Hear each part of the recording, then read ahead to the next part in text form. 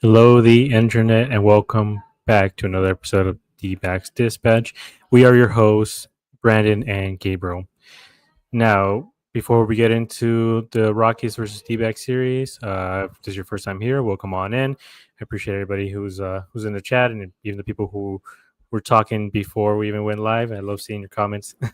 But if this is your first time listening, make sure to check us out on Spotify, on Apple Podcasts, wherever you listen to your podcasts, and rate and review us. It's your first time on YouTube. Like, comment, subscribe, hit the notification bell. It really helps us out a lot. And I can see a little cat behind me. Check us out on Twitter, on Discord, TikTok, Instagram. We are all over. And check us out on AZ Snake Pit, where we do written articles as well. So let's just get to it. Brandon, what were your initial thoughts and feelings once this game ended about the series? We got a series win, and it's not what I think a lot of the fan base wanted. I think a lot of the fan base thought a sweep should have happened. I don't disagree, because we are a lot better than this Rockies team. So, but we still got a series win. We didn't really lose any ground on any of our divisional opponents because the Padres got swept and the Dodgers got swept. Giants did sweep, so that kind of sucks. But I think overall this series was good for the most part. There are some things that we will discuss about at length that are starting to become a trend that is getting very frustrating. Yeah, I tend to agree with you. I feel the same way. Like, I am one of those people who feels that this should have been a sweep, and it's kind of a disappointment that it wasn't a sweep, only because of who we had going. We had Zach Gallen, Corbin Burns, and Merrill Kelly starting these games, and put them against any team. Put them three against the Dodgers, and you feel like you can at least win the series against them. So that's why I felt like, all right, so against the Rockies, they for sure have the sweep, and that second game was just something else. I guess the pitching, Merrill and Corbin Burns both performed as expected, but I think Gallen is a huge problem, and we're going to get to it in a little bit, just how much of a problem he has been so far this season. But let's break it down. On game one, Corbin Burns was incredible in this game. I actually went to this game. He was just mowing guys down left and right. It was so impressive to watch. But so he went 6 innings, he got 10 strikeouts, 2 hits, 0 earned runs. And as I was watching the game, I'm like, I swear he hasn't allowed a run in a while. So I went back and I looked. I'm like, okay, so at that point he had 14 scoreless innings, and then I cheated out at the end. He's at 16 scoreless innings up until this point. His ERA is well below 3 now. I mean, he is starting to really turn things around. He's starting to look like the ace that this team went out and paid for, and he's racking up the wins as well. He's given this team a chance to win every single time he's been out there, really since what was the last really bad one? Was the Yankees? I don't even know who it was. It's been a while since he's had a truly bad start. But the question is, what Burns with his second straight start where he absolutely dominates the team? Is this the Burns that we're going to see from going forward, or will he have any sort of regression? Because some people are talking about him regressing just because we look at the expected stats and even his whip, it's at 1.3. People are asking if he's going to come down to earth a little bit, or do you think despite that he's just going to keep getting better and we're going to see him keep going on these sort of these sort of runs where he's keeping teams scoreless or giving up 1 run, 6 innings, 7 innings? What do you think? Is he going to regress a little bit, or is this just who he is? I don't know. Ever since he missed that start and got a cortisone shot, he has been lights out. He's been dominant. And like he didn't really have a bad start. Like he faced the Nationals, and he was a little wild, but he still won 5 innings, 7 hits, but only gave up 4 runs. Um, Now, one thing that I think that we still like that's a little concerning is the walks. He is walking a little bit too much, so I think that's one thing I want to see him work on because I think he's averaging like 3 or 4 walks a start. So if he can get that down to 1 or 2, um, the the strikeouts are back for sure. Like he is striking guys out. Um, like he did 8 against Tampa, and then only did 3 against the Mets, 5 against the Dodgers, and then 10 against the Colorado Rockies. So Aces like Burns is just looking really, really good. It looks like he got the feel for his cutter. So I think that's what he struggled with a lot early on is just the command of his cutter. And he's gotten that back, and everyone knows he has the best cutter in Major League Baseball when it's working. And right now, it's like his last 2 starts, it has worked so well. So I would like you said, his ERA is 2.5. Like for a majority of the fan base, like when they were talking about he was bad, like you would think his ERA was like 4 or 5. It never really got that high. It's just, expectations, $200 million. Like you want these guys to come out of the gate, and then people were like talking, oh, this team could never sign a good free agent pitcher, and we're all like, did Corbin Burns die or something? Because he's been pretty good for almost the entire season. And not just that, we're talking about the free agent pitchers that they're missing out on. It's been the lefties because we had Zach Greinke. Zach Greinke was incredible while he was here. Still, we read off these stats, the leaderboards and stuff from last week when we are talking about Merrill. Zach Greinke is in all of that. And he was only here for like 3 years or 3 seasons total or 4 seasons total. And he still is in all sorts of leaderboards just because of strikeouts, ERA, everything. So this team has signed great free agent pitchers. It just hasn't been the lefties today. This so far, I guess, under Mike Hazen, but it is what it is. But I do think this is probably gonna be the Corbin Burns we're gonna see going forward. Like you said, the main issue is the walks. He's giving up way too many walks, and that's putting him behind in the counts. He's you're giving up free bases at that point, and you just kind of have to hope that they don't do what they did with Gallen today, which is hit a home run. And he gives up a walk, it's a 2-run homer right away, and same thing with Brandon Pfaadt. Brandon Pfaadt so far this year has been able to limit the walk. So then that way when they do hit a home run off of him, it's been a solo home run. And Corbin Burns, I think that's the main issue he has to work on. The strikeouts don't concern me. I know it's a bit of a concern for a lot of people, but it just seems like he's focusing more on actually getting, ground balls and stuff like that. But he was borderline perfect in this game. I believe he had 10 batters, 10 strikeouts, especially with the way the bullpen came in, shut the door down, got even more strikeouts. It was like 14 strikeouts in this game. They're just mowing down the Rockies. But yeah, overall, I think he's improving, and he's going to keep improving. And I don't see him getting any worse in terms of actually regressing in his case. I think with his regression, it's probably going to be one of those issues where he walks a couple of guys and gives up a 3-run bomb or something like that. But he's going to settle down, be fine again. There's a reason why this guy has been a Cy Young Award winner. He's been reliable his whole career. So I do think this is just who he is and who he's going to keep being for the rest of the season. And playoffs start today. It's either him or Merrill that I want going forward. But before we move on, let's acknowledge some of this chat. Ivan says, let's go. And I agree with him.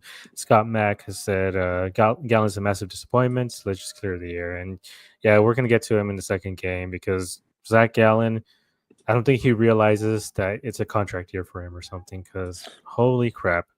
It's just, he was not it. Tanner says you can't score 12 runs and lose that game. I think we're all glad that game didn't happen today as opposed to yesterday because I think we all would have been. I would have smashed my computer if that was the case. Tanner said also that Burns is the ace, no question. And at this point, I would agree. I mean, Brandon Pfaadt has been the ace, but with how great Burns has been and how many innings he throws, He is the ace. Uh, Justin Hulson is asking DFA Jordan Lawler. Is that what he's asking? Yeah. Or send him back So down. The only thing they can uh, do is send him back down if they need to, but they probably won't because he got rid of Hampson. So I think at this point, unless he goes 0 for 25 or something, they probably won't send him down because they kind of just need a guy. I mean, we're just ignoring the fact that he made such a great play yesterday to keep, the score the way it was. He didn't get the out, but the oh man, you literally couldn't even see him on the TV. You see the play, you'd be like, oh, Paving doesn't got that. Then Jordan just comes out of nowhere and just like leapfrogs over everyone and just ends up taking that ball down. I Um, just think people need to be worrisome of the expectations. Like, yes, he's a great prospect. He is a 5-tool player. He's had what, 8 at bats? Like, did we really expect him to be a player to like that saves a franchise? He is not Corbin Carroll. He can be, but we need to give him time to see major league pitching. I don't know why everyone was like on this, like they thought he would immediately come up and like it's been known he cannot hit a breaking ball. Like we knew this. These professional teams know this as well. They're going to just keep throwing him breaking balls going away, off speed. He can't, right now, that is what he struggles with. It's what teams are going to throw at him. He'll be lucky if he gets one fastball. And yeah, like it does get frustrating to kind of see that he would be brought up. Like you would want him to excel right away. Corbin Carroll is the exception and not the rule when it comes to rookies. Most rookies struggle early on, and it takes them a while to get going. But this team needs to give him opportunities to get consistent playing time. If they're going to do this thing where he only gets 4 at bats a series, send him back down.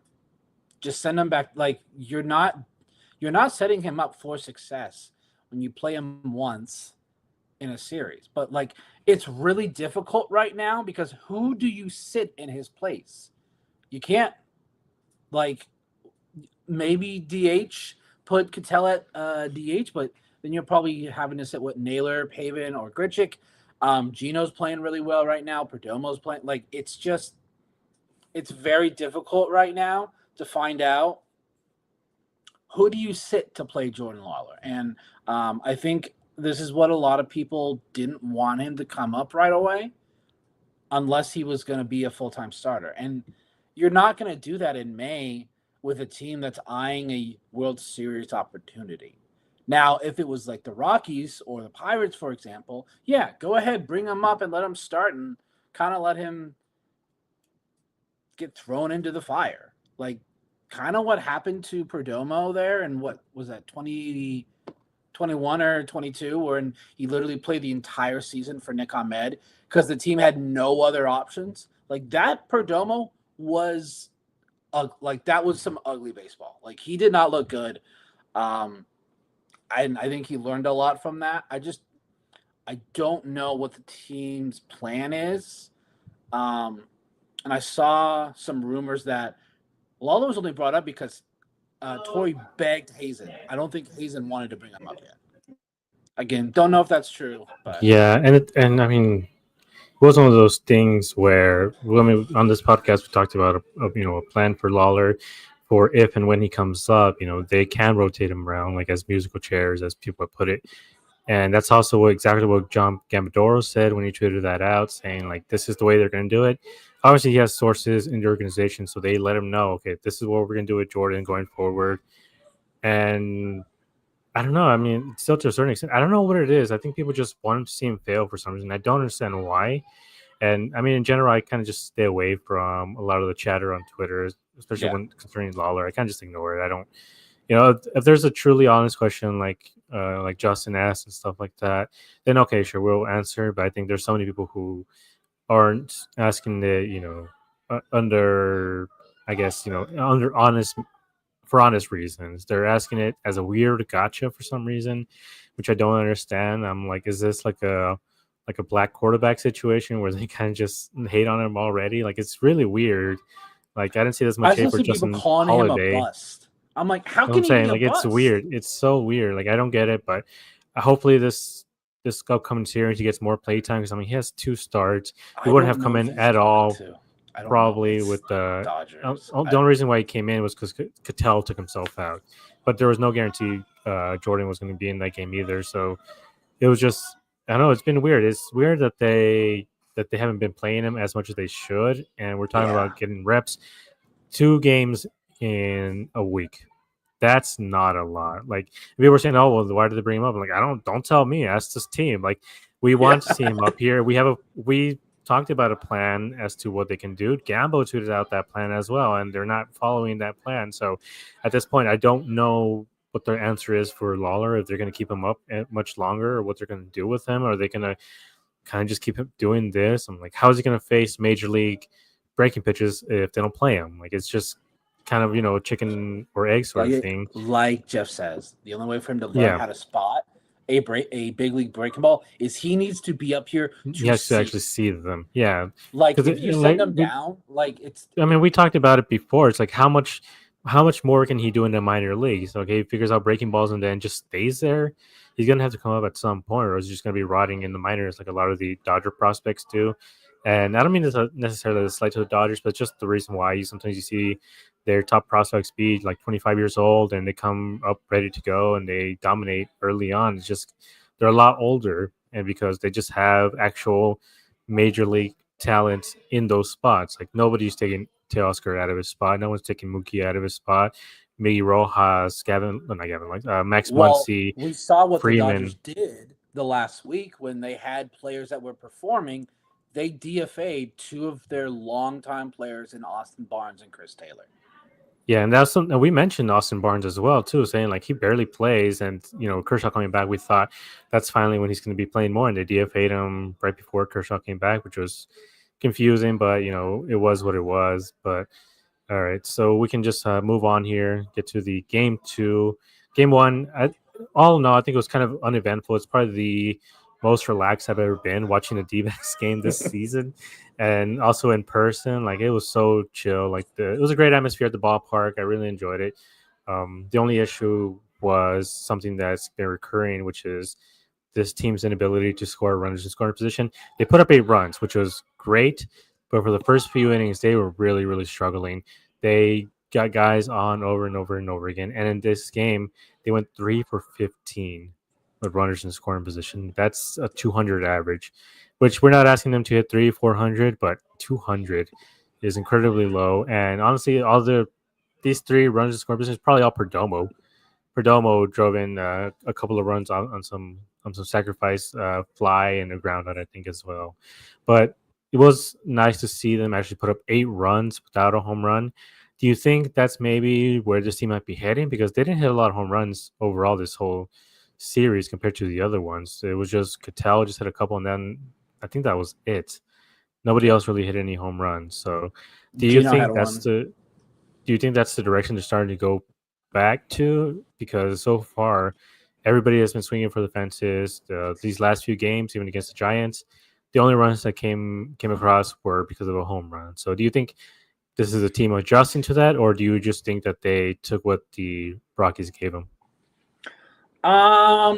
I don't know because it was only in this series that we really saw them kind of go back to the single and double teams to death. I really hope that this is kind of what they're going to do going forward. And yeah, get up. Like, again, we're not saying hitting homers is bad. It just should not be what you're relying on to do your scoring.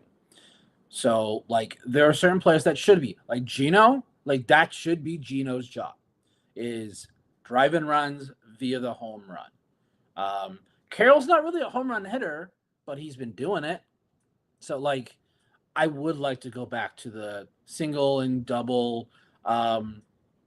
You get your runs that like 60 to 70% of your runs that way, and then yeah, get the occasional like home run. I think that would make me feel better.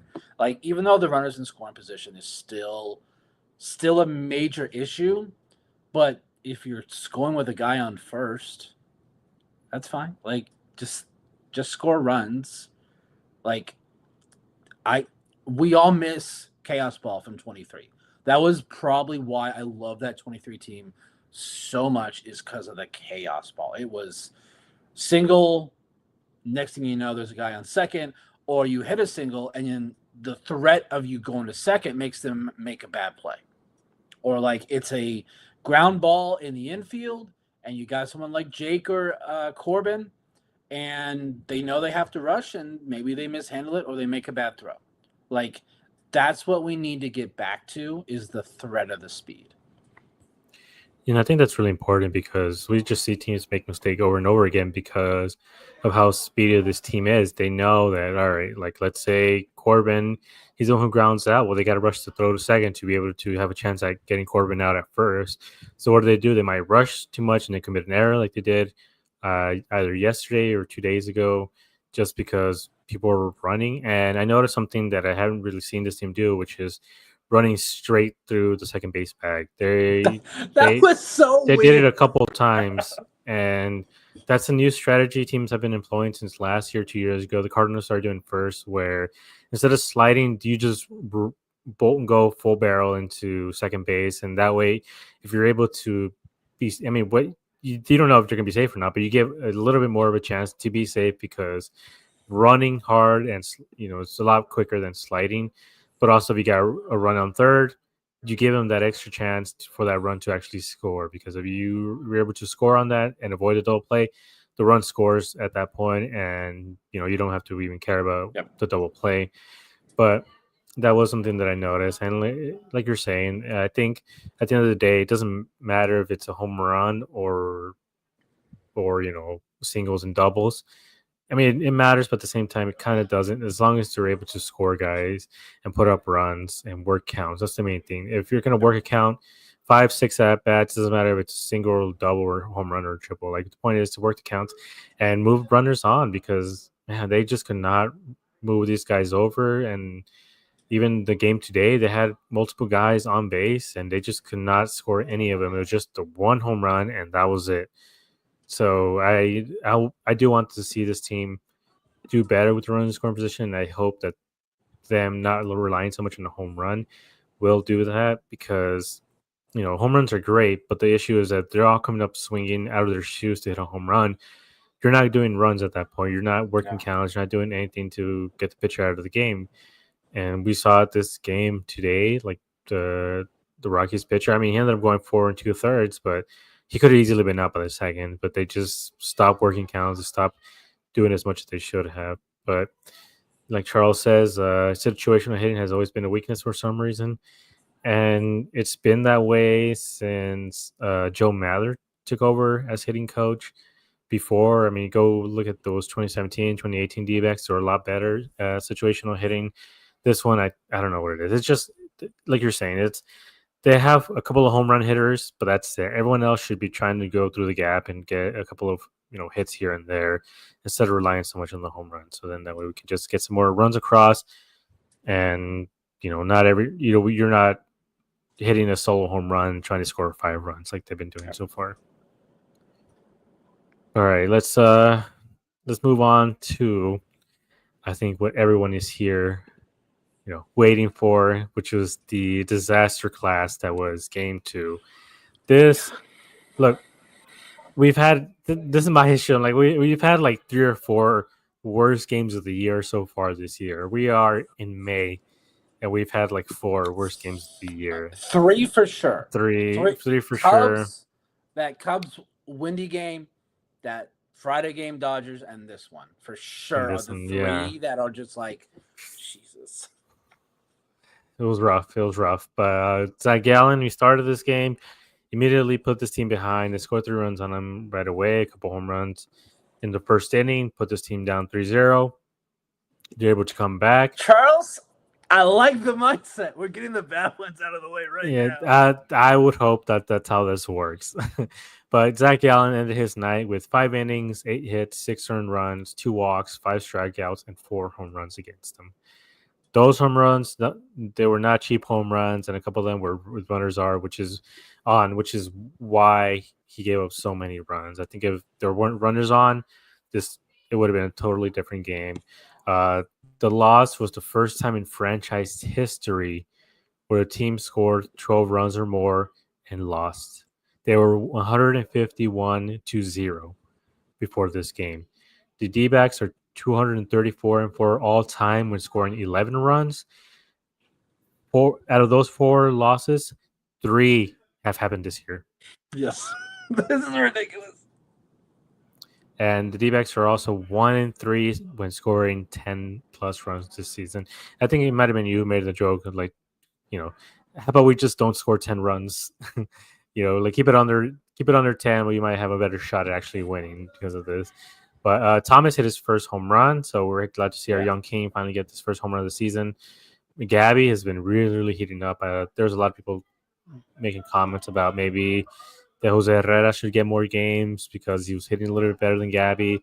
But Gabby, I guess, took that personally, and his last 15, he is hitting 315, 351 with a 444 slugging, and that's a just under 800 OPS. That's 795. Let's get to it. Zach Gallen, he. So here's where I'm going to say at least. So I'm going to make the question for you in a second. But for Zach Gallen, as terrible as he was, he went 5 innings. He put this team, as bad as it was when he came out of this game, the team was winning. It was 11-6 when he came out of the game. If you like condense that, that's like saying this team was 5-0, going into the 6th inning. So I guess the question is here, who's to blame for this loss? Is it Gallen or is it the bullpen?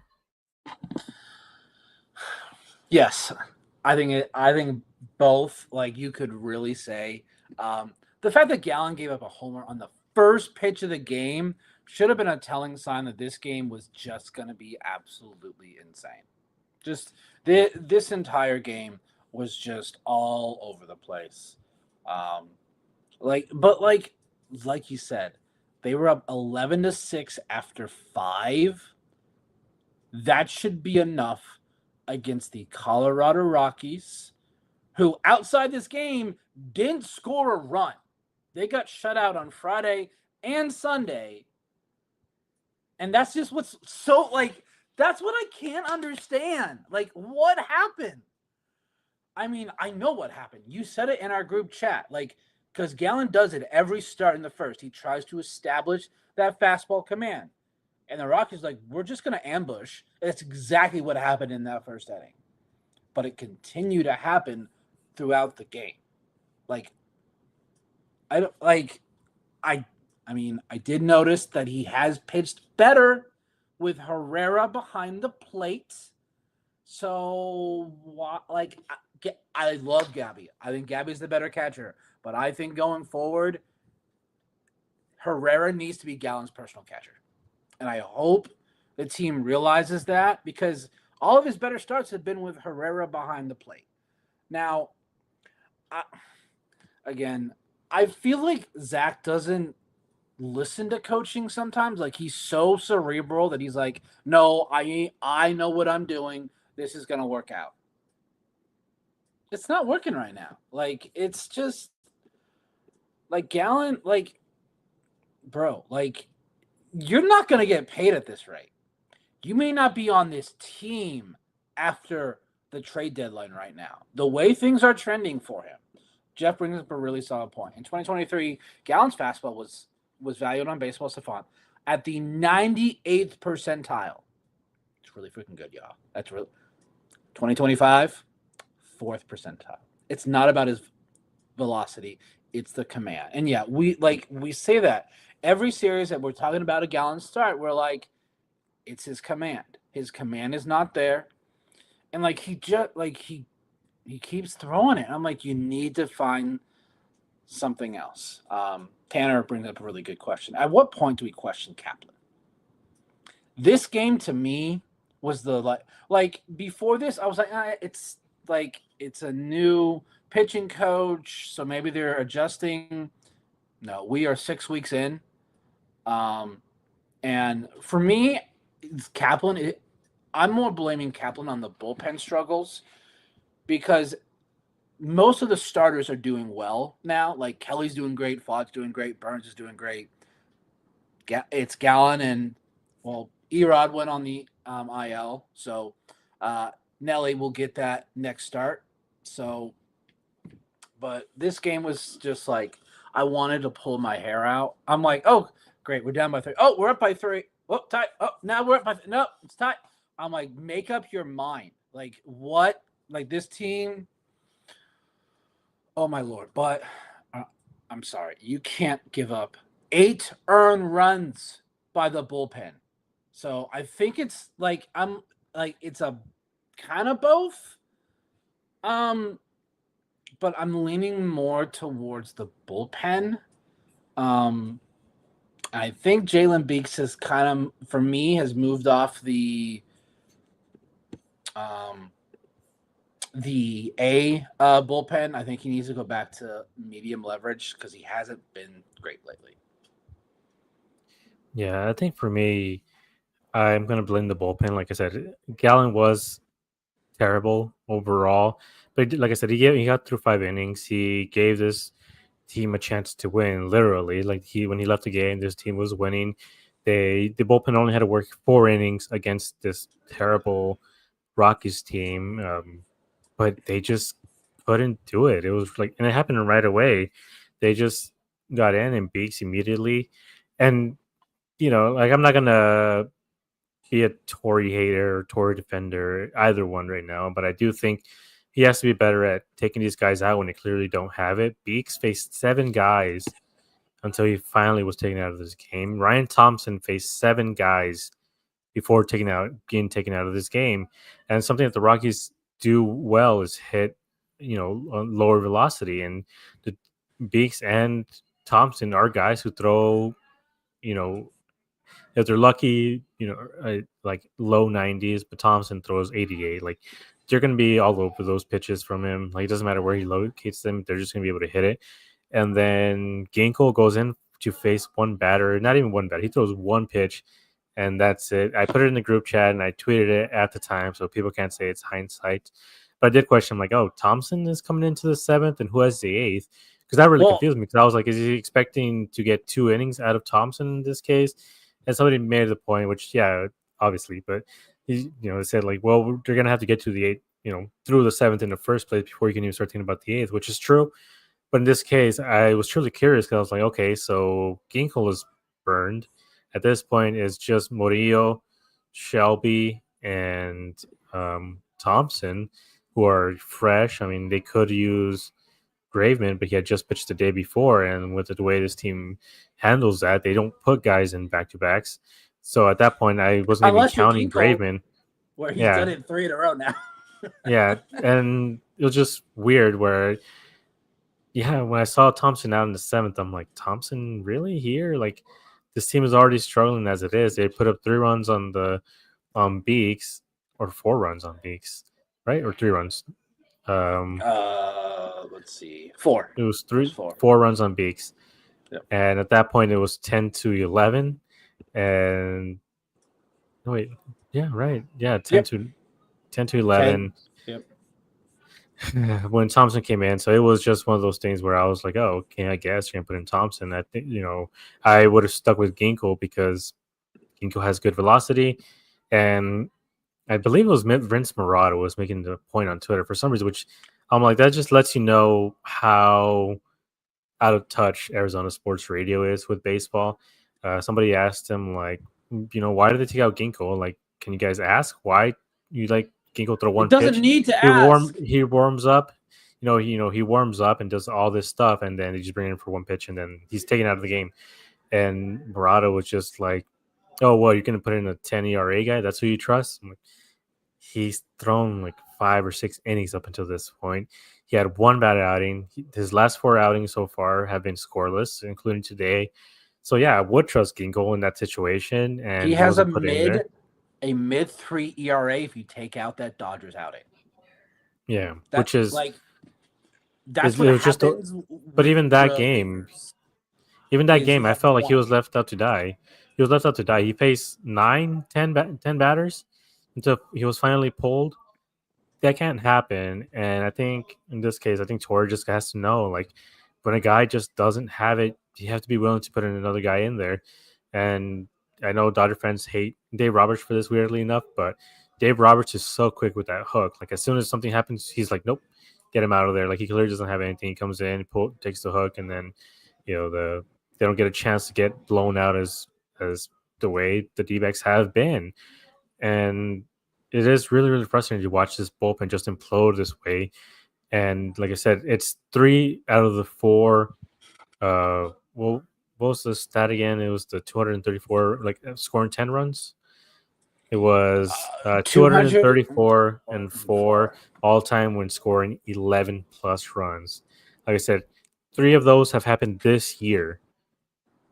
At what point do we start putting guys on the hot seat? Because how do you have that happen 3 years? Supposedly, best bullpen that Mike Kazin has put together. Sure, like, was this team so reliant on J-Mart and Puck that losing them means they have 3 games that they've had, the worst loss of the season? Like, at what point do we start putting Kaplan and the other coaches and even to a certain extent Torre on the hot seat, asking them, like, what's going on here? Like, something has to change, because sure, it is the pitchers who aren't doing their jobs, but you got to know when to employ them, when not to employ them. But I mean, how is it this bad? Yeah, like it's like I just like I feel like there's just some guys that just aren't that right now they just don't have it. Now I think getting Jamar getting Jamar back probably within the next week is going to help. It's not going to fix the. I think so many people want Jamar back, which he's not going to be back for this Dodger series. They're sending him down to Reno for a rehab outing, so he's probably going to miss the Dodger series. So I'm hoping he's back for that Cardinal series, because if you look at the standings, that Cardinal series is huge. That is a very big series coming up. But no, like this is on, I think, mainly Kaplan. He's the pitching coach. He deals with these pitchers. I don't think Torre deals with them that much. Now, Torre may have to kind of figure out what's going on here. But, like, I just think right now, due to the injuries of J. Martin Puck, it's forcing guys to be in roles and situations that really that's not what they were brought here for. Shelby Miller was not brought in to be one of the A guys in the bullpen. He was not. He was signed on a minor league deal. They most likely wanted him for like a 6th or a 7th inning, not the closer. He gets the job done, though. So, like, Shelby gets the job done. But, yeah, no, this stat where they hadn't lost ever in franchise history of scoring 12 plus, like 151-0, like that's crazy to me. And I know a lot of people, especially on Twitter, were like, Matt, like, why did Ginkel come in for 1? Torre didn't want to use him. He threw 20 plus pitches the day before, but Torre had to stop what was going on in the 8th. And I think he trusts Thompson that he could get the job done. He obviously didn't have it. And like you were saying, like, same thing in the 6th. Like, he was kind of leaving guys out to dry there. Like, he was just hoping that they could get the job done, and they got left in too long. I think he should have been removed after the. Actually, that was the 3 batters that he faced. Well, no, so he should have been removed after he got that strikeout, but he didn't. He left him in for several batters after that. Bullpen just is. This is going to be our Achilles heel right now. I think starting pitching is coming into place. I think hitting, for the most part, is getting the job done. It's the bullpen right now. That is, like, the fact that 11-6 against the Rockies, like, I thought, that should be okay. No lead is safe right now. And that's what scares me. Yeah, it's just one of those things where, like you're saying, like, after all this time in franchise, we've had so many worse bullpens, that I can remember. The guys that we have now are leagues ahead from what we've had in the past. We're guys where literally you had no reliable arms, and I think at this point you do, for the most part, have guys you can trust, like Shelby Miller, like Ginkel, to a certain extent Thompson. But Thompson, we mentioned before, he'll have a stretch of 3 games where he's great, and then he'll implode. And this is the implode one. He had a couple of good games before this, and like I said, you just can't leave these guys out to dry. Like I understand the reflex of maybe wanting to, hope that they can get the job done, so that then you don't have to use as many guys. But at the end of the day, he still had to use everybody available in the bullpen because nobody was doing their job right, and it's so frustrating to watch, especially because it just kept happening and it just kept dwindling. And this team put up 11 runs, but they were pretty much shut down for a little bit long for a few innings, and then they allowed them to come back. Eventually, they put up a couple more runs, but 11-6. That should have been enough, especially for this team, for this Rockies team as well. And I saw a comment earlier saying about the roof being open. That is something that I think we need to keep an eye on, because this is not the first time that Atlanta game where Gino hit the 4 home runs, open roof, the Dodger game, open roof. It is something that happens in the stadium. It creates a vortex effect where, and you can feel it if you sit in the bleachers, if you sit in the lower levels, as soon as the roof opens, like let's just say, or before, I'll say before just because they don't open it during the games like they used to. Yeah. But I remember when we used to only take a couple minutes to actually open the roof, the game would change completely. One of the memories I remember I had was Patrick Corbin had worked, I think, 5 or 6 perfect innings at that point, and they opened the roof during his outing. I told my brother, "Oh, they're gonna get a hit off of him. Watch." They open up the roof. Suddenly, you start to feel like a breeze. Like it literally is like a vacuum effect. It goes. You can feel the breeze going down and up. Like it starts to go up on you. And then, yeah, first batter he faced hit a home run off of him into the bleachers, because that's just kind of a weird effect that it has there, and it makes sense when you know the way the air and wind blows, especially when they open the panels. I feel like maybe the panels are the bigger issue in this case. Yeah. And it's just one of those things where maybe this team just doesn't open it in certain starts. I don't know what the answer is in this thing other than opening it afterwards. But yeah, it's a really weird effect. And I don't know. Hazen needs to make some sort of move. But I just don't know any team that's willing to move on just yet. Even like the White Sox weren't very good. Do they have any guys that we would want? Do we have any guys that they would want that we'd be willing to part with? Rockies, they have a couple guys. Halverstrom is really good, I don't think but they're going to again, move on from him. Like he's but the they're not going to move on. one good That's what I'm bullpen arm saying. they have. Like, They have a couple guys there. Like all the teams have a couple guys that you're like, we would want him, but they're not moving on from them. Like Mason Miller, as soon as he came up, everyone's like, "Oh, the A's are terrible. How about we trade a bag of chips for Mason Miller?" And like, they're not going to do that. They're going to hold on to these guys. Philly tried that with Alec Boehm, and the A's like, no. Yeah, and like, why? Like, if you have a high end bullpen arm, you're not going to want to let them go. That's why these guys get extended, because they're so good at what they do. So that's why Josh Hader took as long as he did to actually get traded. And the reason why he got traded is because the Brewers were kind of, I guess, trying to tank or something, and then the team did a lot better than expected. But you usually don't move on from guys this quickly, and for good reason. Like great relievers are hard to come by. I don't think there's many teams who are going to be willing to move on from anybody just yet. I think, like Jeff mentioned, the trade deadline.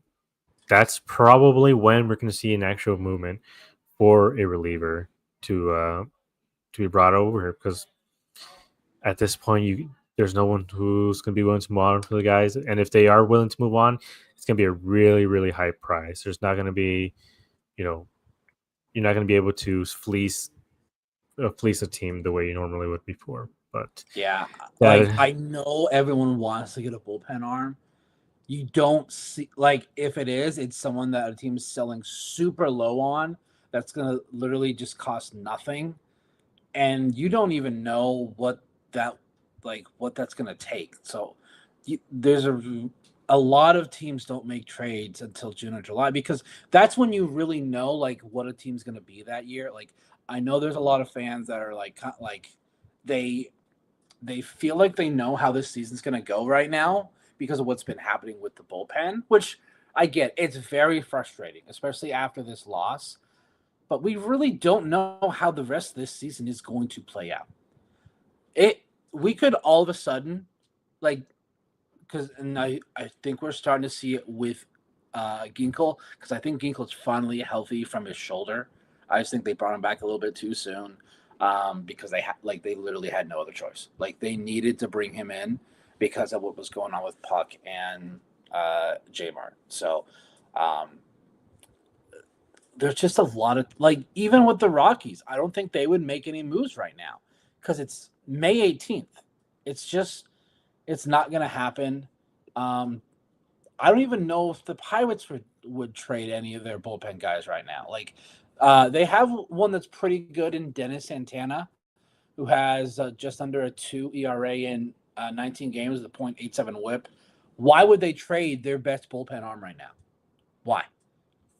Like there's no reason for them to make that move, and that's why you don't see any major trades in May. Sometimes in June you might like, especially if a team knows where they're going.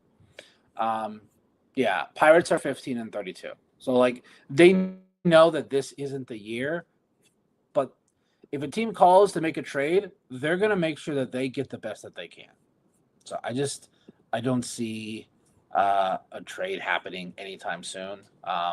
Also, a lot of the fan base is still on Ryan Helsey. That's not happening, especially where the Cardinals are right now.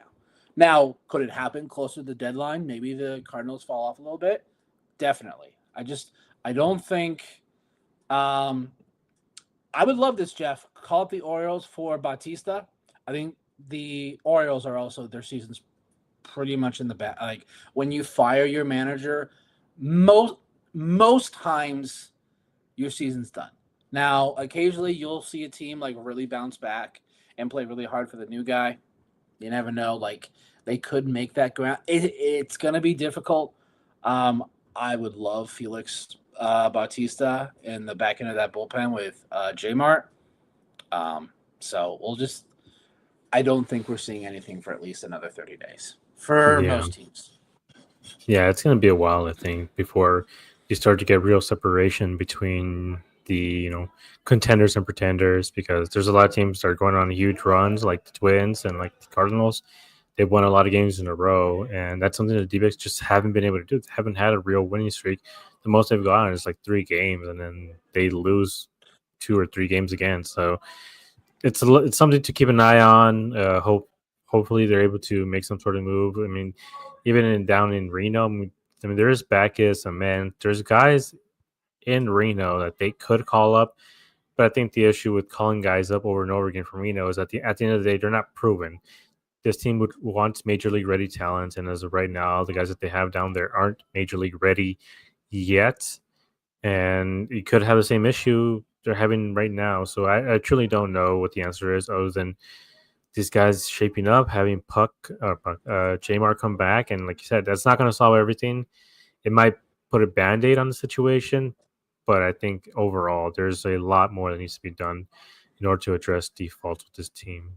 But that was game 2. All of us were raging really hard, and I do think officially it is the worst game of the years because of the context surrounding it, because of the way it all just fell apart at the end. But Like better the game Cubs today. and the Dodgers game, like isn't so bad because those are good teams. Yeah. It's the fact that it shouldn't have been like we should not have given up 14 runs to the Rockies who have 8 No. now on the season. Yeah. But in better news, I guess today, Merrill Kelly was outstanding. He was just as good, if not better, than Corbin Burns was on Friday. So I guess having Gallon sandwich in between the both of them just made things look even worse than they were. But this game started off with the Marte home run, which is an absolute nuke. And that was all of the offense that we saw today, both from the Diamondbacks and from the Rockies. Both after that home run by Marte were just completely shut down.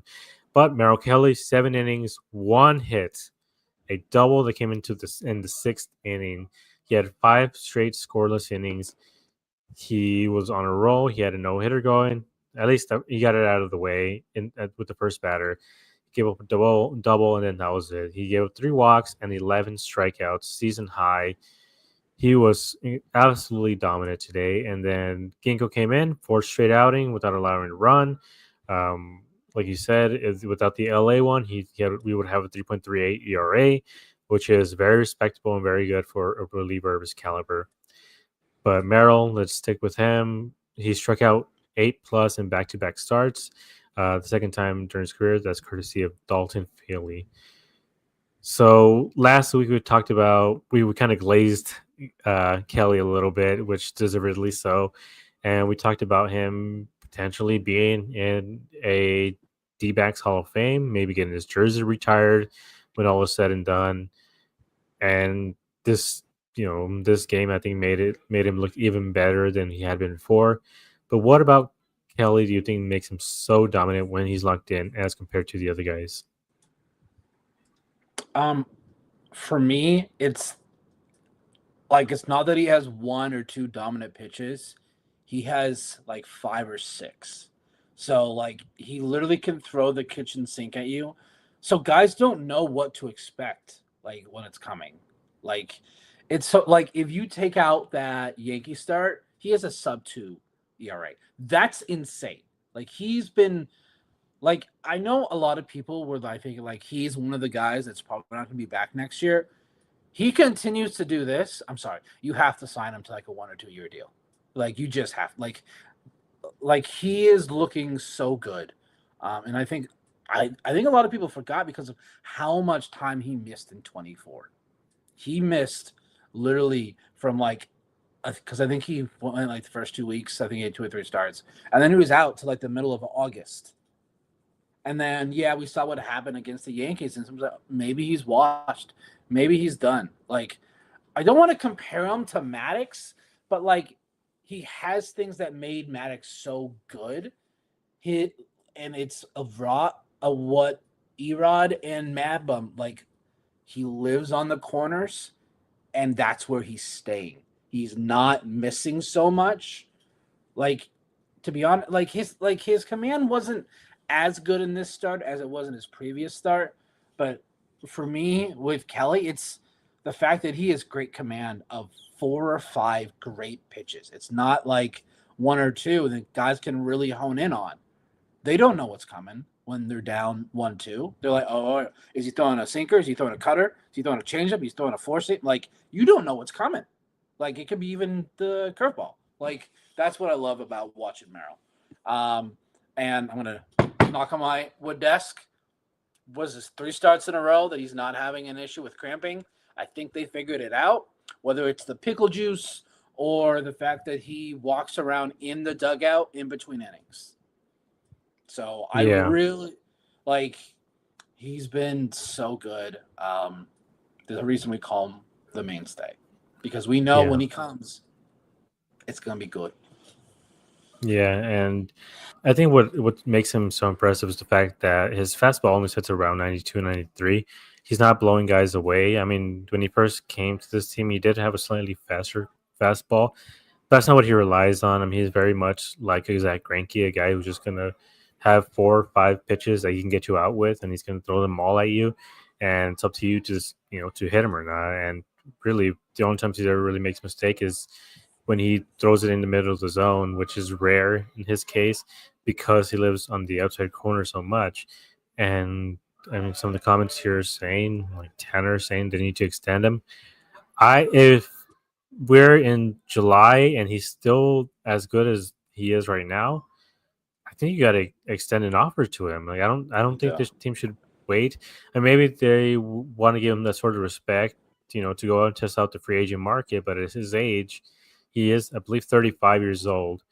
He's not going to get, 5-6 year deal or anything like that. He's probably going to get a 1-year deal for most teams. Doesn't matter how great he's been.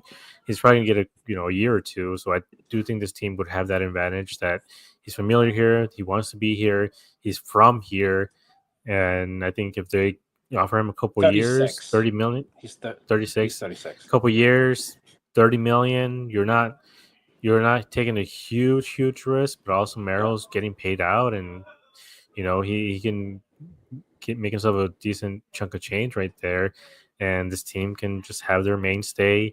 And like I said, I think when all is said and done, he is probably going to have top three, top four stats and everything, the ERA and strikeouts, innings pitched, everything. Like at the end of, if he stays healthy, he's going to reach 1,000 innings with this team, which is crazy, especially with the way he had started in his early on in his career, where you're like, ooh, I guess this guy isn't, looking too good, but he's really turned things around. He's been looking great, and he's racking up strikeouts at a crazy rate as well. Yeah. He has a one whip.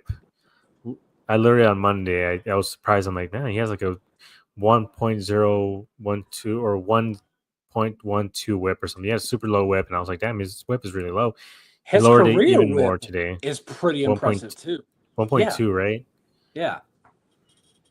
Yeah, so Merrill Kelly, I think, needs to stay with this team as long as he can. I mean, he seems to vibe out with everybody as well. It's not like, he's just sitting there in the corner by himself or anything either. He seems to have a really good repertoire with everyone here, and they all seem to love him as well. So I don't know. Like, I think maybe, like, some people were saying in the comments as well, Gallon needs to learn the command from him or something. Like, I don't know what it is that Gallon is struggling with so much with that command, especially that fastball. So Merrill Kelly, I think he needs to stay with this team.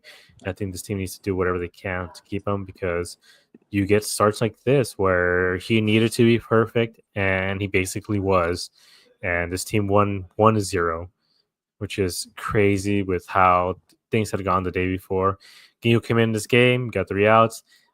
Shelby Miller came in, gave us all, He made us sweat. He made me get, super sweaty, and my Apple Watch is telling me that I'm in a high stress environment and I should move away from that. But they both got the job done. They did what they were supposed to do, and right now they're more reliable guys, and thankfully they were able to get the job done, and so we wouldn't have another crushing defeat, because if you look at the standings, the Angels swept the Dodgers and the Mariners swept the Padres. If the D-backs would have swept, they would have been 3 behind the Dodgers and like 2 behind the Padres, I think. So Yep. This division is getting tighter and tighter and tighter, and it's taken quite a while. We're in mid-May, and finally the D-backs have actually moved. They haven't moved up in the standings at all, but they've made some progress in terms of games behind. They are facing the Dodgers this weekend, or this week coming up, and if I'm going to say if you're able to pull off a sweep of the Dodgers, suddenly that's a big one game behind the Dodgers in the standings, and obviously it's not going to depend on what the other teams do, but you would let me check the what the other teams are playing. All right, so Giants are playing the Royals. The Royals are a good team. Padres, I don't think, are playing tomorrow. Let's see. And the Padres are playing the Blue Jays, who not the best, but they're also a team that can run into a lot of runs as well. It's a cross-country trip. So I think this is the time the D-backs really, really got to take advantage of the upcoming situation. It's not going to be easy, obviously, because it's the Dodgers, but I mean, the Angels just swept them. So without Mike Trout, without Mike Trout, without Anthony Rendon. But all right, so let's see the matchups for this week coming up. The Diamondbacks are taking on the Los Angeles Dodgers again. 7:10 start tomorrow. Brandon Pfaadt versus Landon Knack. Knack has a 5.89 ERA, and Brandon Pfaadt has a 3.73 ERA. He is looking to bounce back from a disastrous start the other day. Hopefully, that was a one-time thing that we mentioned, and not him regressing as much as people think he might be. For the second game, it is going to be is this his first start of the season for Ryan Nelson, or is it second? Technically, no, because he had that spot start. Yeah, okay. So this is going to be his first quote-unquote official start, replacing Erod, who's on the IL for now. Ryan Nelson has a 5.13 ERA, which again isn't great, but he's been used as a long reliever, so his ERA is just going to be a lot higher than normal. If he gets through 3 or 4 good innings, then suddenly that thing's going to go down a lot more against the guy that this team actually put up some runs against, Yamamoto, who has a 2.12 ERA. He's been getting hit a lot more lately. Hopefully, the D-backs can continue that trend and put up some runs against them. And then Wednesday, this is a weird one, a 7-10 game on a Wednesday. It'll be Corbin Burns versus Dustin May. Dustin May got knocked around in his last couple of starts as well. Corbin Burns coming up hot. I think this is going to be entirely reliant on the bullpen for both teams. What are your thoughts about the series? So I think that we're going to see some repercussions to what happened with the bullpen on Saturday in this series. Like, I think we really need Fott and Nelson to go at least 6 innings in both of those starts. Like, because if we don't, then bullpen's going to be kind of taxed. Now, they do have an off day on Thursday, so we don't have to go 16 games in 16 days. So they'll have that off day there. I think a 2-1 series win is very possible. I think they can win for sure game 1 with Fott and game 3 with Burns. I don't know if you can get after Yamamoto like twice in like 10 days. Like, that's very, very tough to do. All I ask is for at least a series win. Sweep would be, like you said, amazing, because we go from 4 games back to 1 game back.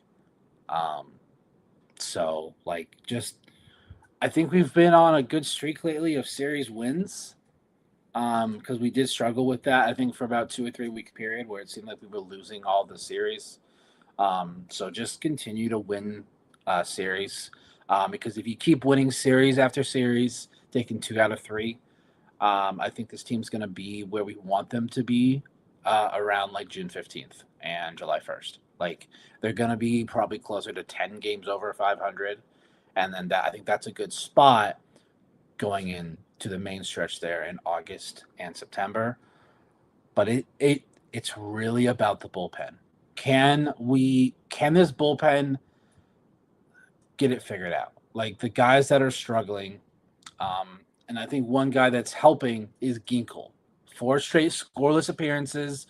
That's huge, because we know how good Ginkel is when he's on. He is one of the best relievers, high leverage guys, when he is dominant. Like what we saw on the 23 postseason. Like, Ginkel 23 postseason does not get talked about enough. He was so good during that stretch. So, yeah, I know everyone's going to look at the ERA and like, oh, he's a 10 ERA. Go back and watch. Just look at it a little bit deeper.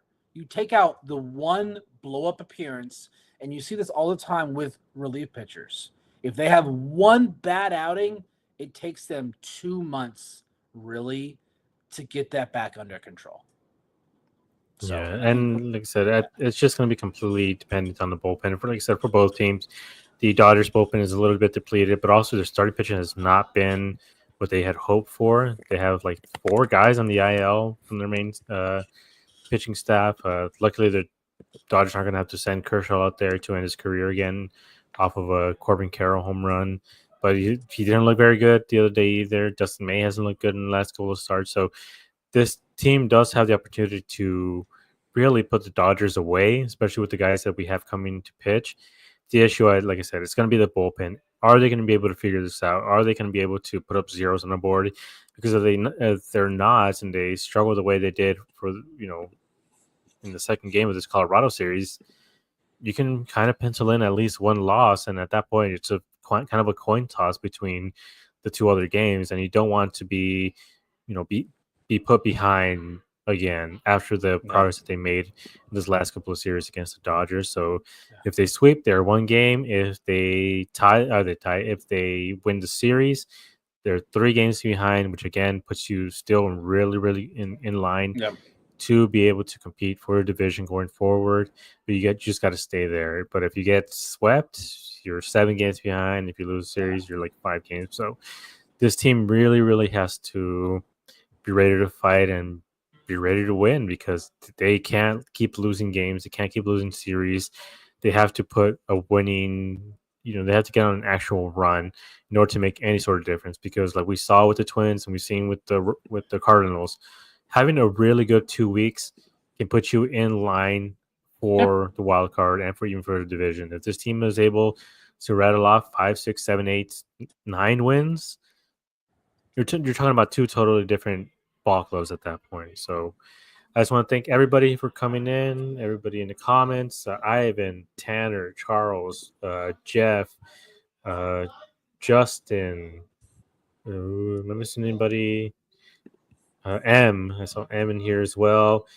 And Scott Mack. All right. If I miss anybody, sorry about that. But if you're listening to this later on, be sure to rate and review this episode and everything else. If you're watching on YouTube again, you can always leave the comments. We do eventually still respond to the comments even after the fact. Leave a like, and we'll see you guys next time on Thursday, I believe, to discuss what should hopefully be a very successful Dodger series. Bye.